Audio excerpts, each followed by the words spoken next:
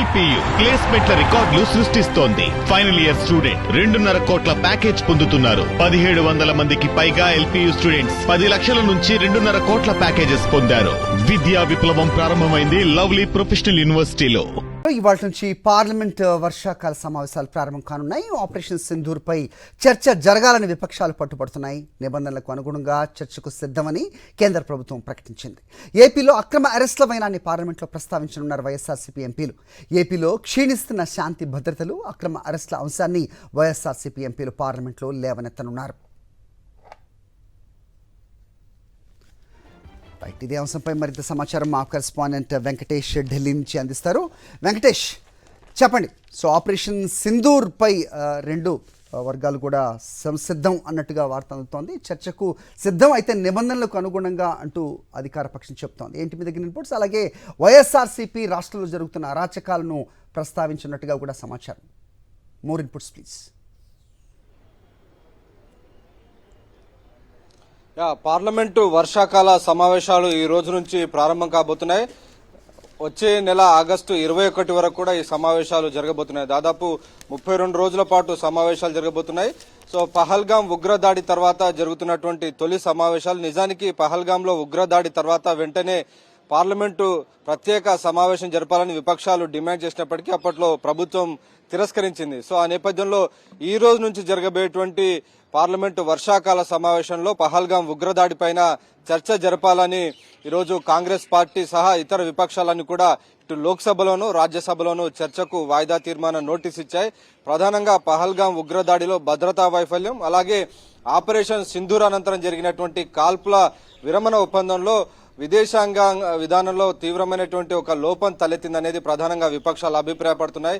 పదే పదే అమెరికా అధ్యక్షుడు డొనాల్డ్ ట్రంప్ ఇప్పటివరకు 24 సార్లు కాల్పుల విరమణకు తానే దీనికి చర్చలు జరిపానని, క్రెడిట్ తనదేనని ఆయన పదే పదే చెప్తున్నటువంటి నేపథ్యంలో ఫారిన్ పాలసీలో తలెత్తినటువంటి డిజాస్టర్ పైన చర్చ జరపాలని కాంగ్రెస్ పార్టీ డిమాండ్ చేస్తుంది.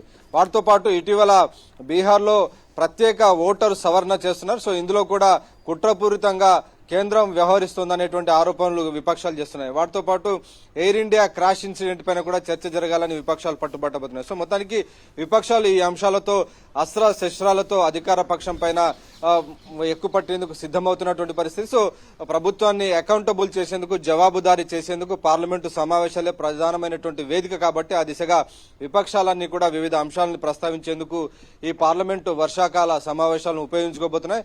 ఇక రాష్ట్రానికి సంబంధించి కనుక చూస్తే ప్రధానంగా ఆంధ్రప్రదేశ్ లో కొనసాగుతున్న అక్రమ అరెస్టుల పర్వాన్ని ప్రస్తావిస్తామని వైఎస్ఆర్ కాంగ్రెస్ పార్టీ ఎంపీలు నిన్ననే ప్రకటించినటువంటి సందర్భం మనం చూసాం. వైఎస్ఆర్సీపీ లోక్సభ పక్షనేత మిథున్ రెడ్డిని పోలీసులు నిన్న అరెస్ట్ చేసి రిమాండ్ చేసినటువంటి పరిస్థితి మనం చూసాం. సో ఈ అంశాన్ని పార్లమెంట్ లో లేవనెత్తబోతున్నారు.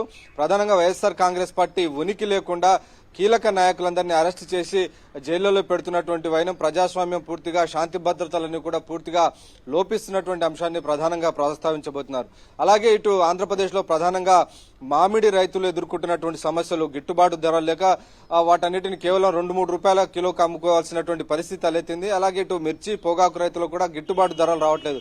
సో ఫార్మర్ డిస్ట్రెస్ పెద్ద ఎత్తున కొనసాగుతున్నప్పటికీ రాష్ట్రంలో అధికారంలో ఉన్నటువంటి తెలుగుదేశం పార్టీ వీటిని పట్టించుకోవడం లేదు. రైతులంతా తీవ్ర ఇబ్బందులు పడుతున్నటువంటి అంశాన్ని ప్రధానంగా ప్రస్తావించబోతున్నారు. ఇక వాటితో పాటు ఇంకొక ముఖ్యమైనటువంటి అంశం, రాష్ట్రంలో ఉన్నటువంటి ఖనిజ సంపదనంతా కూడా అప్పుల కోసం ఏపీఎండీసీ తాకట్టు పెట్టినటువంటి అంశాన్ని కూడా ప్రధానంగా ప్రస్తావించబోతున్నారు. హరి రైట్, మరో కీలక 8 బిల్లులను కూడా ప్రవేశపెట్టే యోచనలో కేంద్రం ఉన్నట్టుగా తెలుస్తోంది. ముఖ్యంగా మణిపూర్ అంశం ప్రధానంగా చర్చకు వచ్చే అవకాశం కనిపిస్తుంది.